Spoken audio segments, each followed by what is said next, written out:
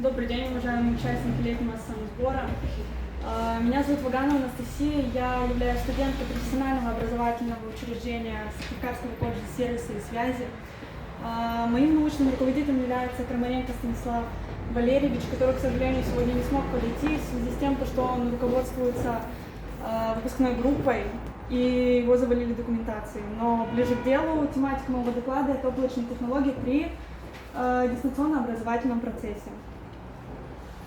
Все мы прекрасно видим и знаем, что коронавирус очень плотно вошел в нашу жизнь и принес с собой изменения не только в медицине, но и в образовании.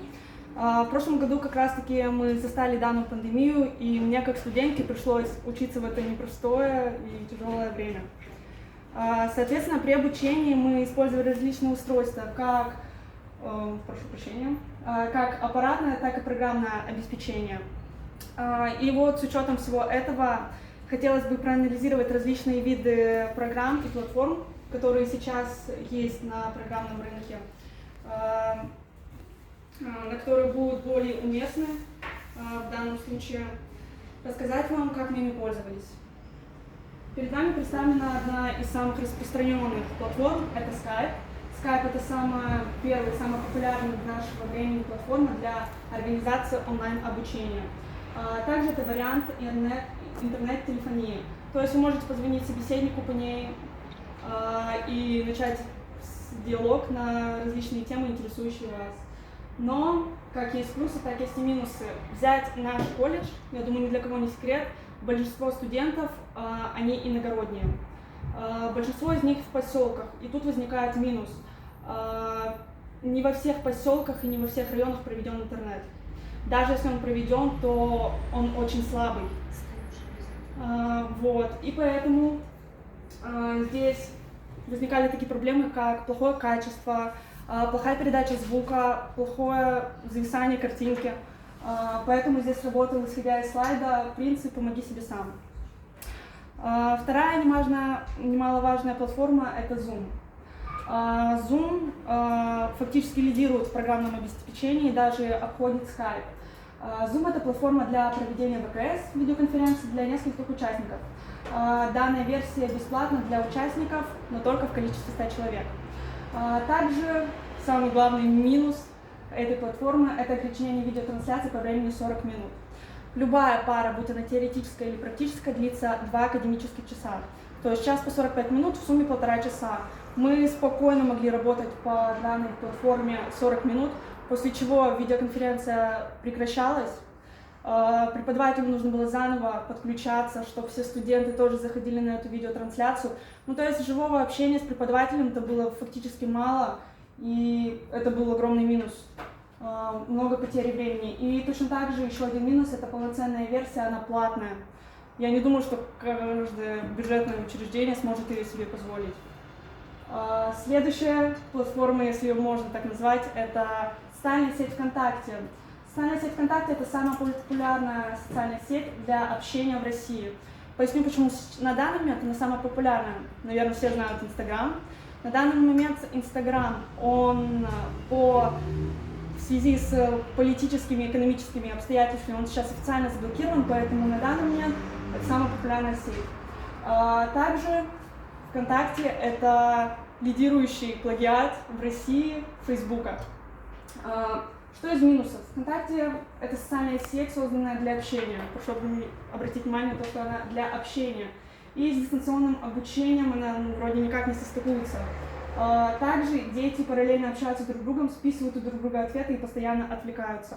Отсюда вытекали такие минусы, то что не все преподаватели в силу, наверное, своего возраста хотели регистрироваться там. Не все преподаватели хотели добавлять в друзья. Наверное, потому что они думали, что ученики будут навязываться, спрашивать глупые вопросы, но ученики это делают лишь для того, чтобы спросить, возможно, про какие-то задания, если у них какие-то плохие оценки, исправить их. Но такие минусы есть. И насчет того, что они постоянно отвлекаются. Для меня, как и для студента, данная платформа, она мультимедийная. Потому что там есть различные, сообщества, новостная лента. Поэтому сложился такой стереотип, что ВКонтакте это некая платформа развлечений, которая маловероятно подойдет для учебного процесса.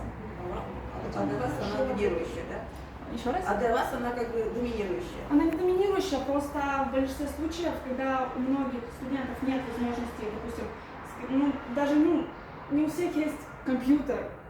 То есть телефоны это будет сложнее, допустим, зайти в Skype, в Zoom.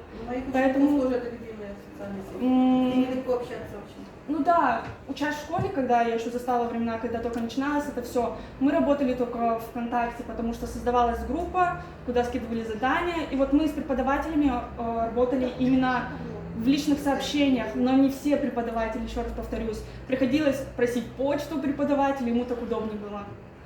Вот. Поэтому, наверное, перейдем сейчас к следующей платформе. Это Moodle. О нем уже сегодня шла речь. Но, еще раз говорю, для меня, как для студента, не знаю, возможно, вам она бы была очень проста. Moodle — это движок онлайн-школы. Он абсолютно бесплатен, просто установки. Там можно создавать тесты и разные вариации представлены. Но без нужного специалиста там не обойтись. В чем была проблема? Для меня, как для студента, ну и для нашего преподавателя интерфейс данной платформы оказался слишком сложным. Если бы мы не просили помощи преподавателя, он просто в ней запутались. Ему нужно было всегда вводить нас в курс дела. Также из минусов это необходимо обязательно обучение с программным обеспечением минимум 5000, цену мы узнавали, необходимость ведения дистанционного обучения в ближайшее время. Не каждый учащийся разберется с данным видом программного обеспечения и выполнит домашнее задание. Ученик не может задать вопрос в программе, остается один на один с самим собой. Насчет последнего пункта, как сегодня говорили, нам максимум переписка, то есть никакого живого разговора. И также насчет тестов. Была ситуация, когда нам задали в данной платформе выполнить тест и поставили временное ограничение. Мы должны были пройти данный тест с 6 вечера до 8. Когда все начали заходить, выполнять тест, все зависло, данная программа просто, она не справилась с количеством сидящих на ней учеников. В связи с этим не все могли успеть за это время выполнить тест. Для нас это была большая проблема, потому что потом с оценками творилась беда. Преподаватели думали, что мы бездельничаем и просто-напросто не выполняем. Также, исходя из всего этого, хотелось бы узнать, где вы заполняли электронные журналы, какую платформу вы использовали онлайн, куда вы высылали задания для студентов, или вы вообще работали в тот период.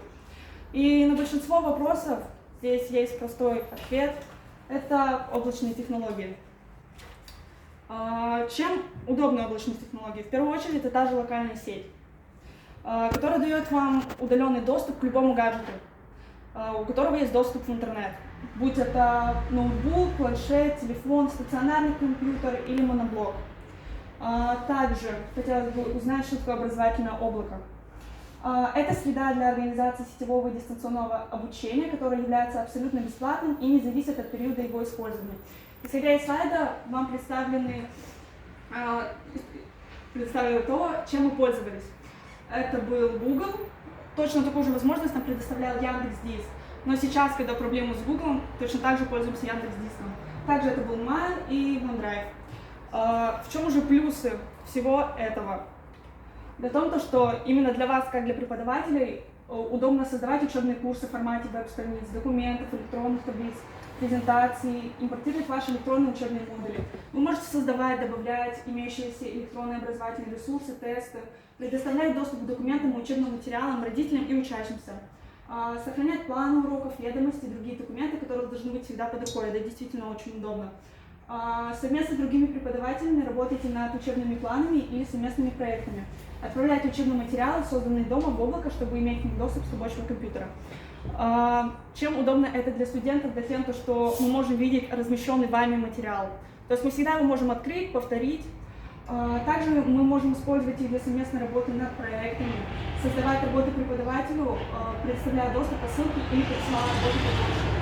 Также к этому хочется добавить второй и третий пункт соединив. Была ситуация, когда нам задавали проект, тоже на дистанционном обучении. Мы собирались группой от 3 до 5 человек. Каждый работал в облаке. При этом мы там могли оформлять, редактировать документ, после чего отправлялось все одному из учеников. Он еще раз это все проверял, высылал преподавателю. Преподаватель уже по оцениванию категорий отправляла нам документы с оценкой. То есть это было очень удобно, мы не затрачивали много времени на этого. Можно ли использовать несколько облачных хранилищ одновременно? Конечно, можно. Насколько мне не изменяет память, Яндекс.Диск, когда вы создаете аккаунт, предоставляет вам 15 мегабайтов бесплатно абсолютно. Даже если они у вас закончатся, вы можете не очищать ничего, а создать просто новый аккаунт. То есть у вас будет несколько хранилищ. Я думаю, для вас это не секрет. Также используйте свои любимые гаджеты для выполнения и отправки домашних заданий, просмотра ваших будущих оценок. Хотелось бы немножко рассказать о том, как у нас происходило дистанционное обучение в нашем колледже сервиса и связи.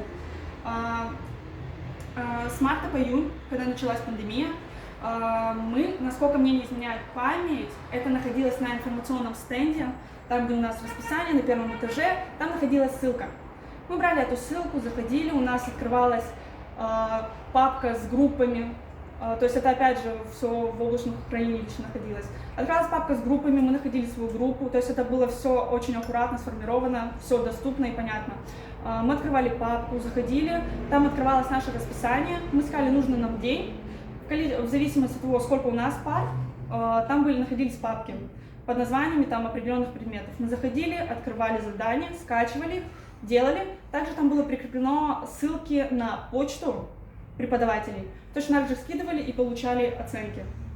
Поэтому можно сказать, что мы отказались от всех социальных сетей, от различных технологий, и данная идея нам показалась самой оптимальной и самой удобной. И в заключение хотелось бы сказать, зачем изобретать велосипед, когда его уже давно изобрели. Стоит только сесть и поехать в нужном направлении. На этом у меня все. Спасибо за внимание. Наверное, все так было в нашей школе. Мы точку зрения студента услышали, это самое главное. Нет, на самом деле, хотела бы сказать вам большое спасибо. Я вот слушала разные вариации, то, что вы сидите. Но на самом деле мы же студенты, и даже вот когда в школе училась, я думала, все это так просто. А вот посмотрела, вы прям собираетесь, узнаете, делитесь опытом. И то, что вы так стараетесь и разрабатываете новые технологии, это здорово. Большое спасибо вам. Правда, это приятно. Чтобы это создать и внедрить, нужно время, оказывается. Но вы хотя бы что-то делаете, не сидите на месте. Нет, на специальной школе тоже было это облачное расписание, ребенок выходил, нажимал. Вот, я училась в 21-й школе, поэтому это все тоже было очень удобно, у нас такие же были технологии. Ну давайте Настю поблагодарим. Спасибо большое. Прошу обратить